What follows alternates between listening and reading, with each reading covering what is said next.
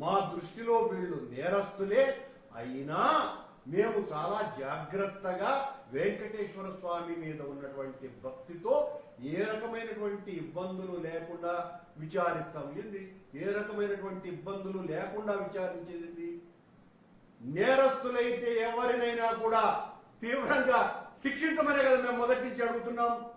CBI లాంటి ఉన్నతోన్నతమైనటువంటి సంస్థే మేము నిర్దోషులము, మాకు సంబంధం లేదు అన్నటువంటి విషయాన్ని నిర్ధారించిన తర్వాత అధికారులు, కొద్దిమంది అధికారులు, సరఫరాదారులు ఈ టెక్నికల్ కమిటీ కుమ్మక్కై ఈ ద్రోహానికి పాల్పడ్డారు అని తమ నివేదికలో పేర్కొన్న తర్వాత మా వాళ్లను దోషులుగా చేయడానికే మీ ప్రయత్నం ఏంటి?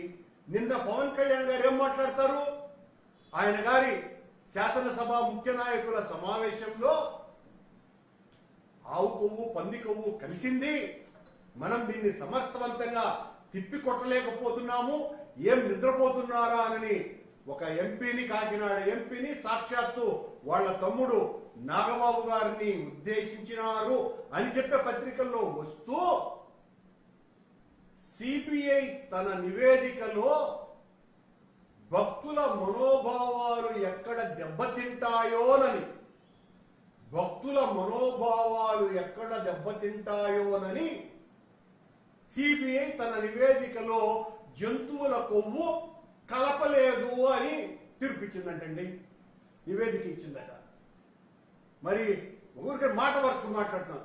సిబిఐఏ విచారణ సంస్థే భక్తుల మనోభావాలు దెబ్బతింటాయని నివేదిక ఇవ్వకపోతే సనాతని, నేను వెంకటేశ్వర స్వామి కాదు మొత్తం హైందవ జాతినంతా ఉద్ధరించడానికి కంకణం కట్టుకున్న అపర పీఠాధిపతిని నేను, హైందవ ధర్మ పరిరక్షణ కోసమని ఆనాడు ఉద్ధరించిన మరో శంకరాచార్యుని లాగా నిరంతరం ఏ రాష్ట్రానికి పోతే ఆ రాష్ట్రంలో ఇలాంటి మాటలన్నీ మాట్లాడుతున్నారే పవన్ కళ్యాణ్ గారు.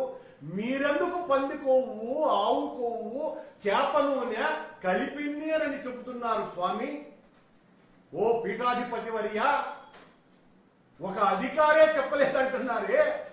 పీఠాధిపతులుగా ఉండి మీరు, సనాతన ధర్మ పరిరక్షకులుగా ఉండి మీరు భక్తుల మనోభావాలు మీరు మాట్లాడితే దెబ్బతినవా స్వామి? దీనికి సమాధానం చెప్పాలి. మేము తప్పు చేయలేదు కాబట్టి ఇప్పటికీ ఛాలెంజ్ గా విసిరి మాట్లాడుతున్నాం. తప్పంతా మీ